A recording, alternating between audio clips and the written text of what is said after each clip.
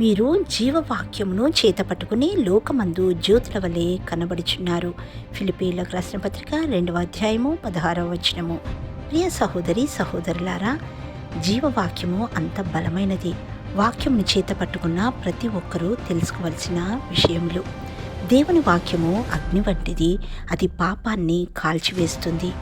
దేవుని వాక్యము సుత్తి వంటిది, అది గర్వాన్ని బలహీనతలను తొలగిస్తుంది. దేవుని వాక్యము అద్దం వంటిది, అసలు నీవు ఎలాంటి వాడవో నీకు చూపిస్తుంది.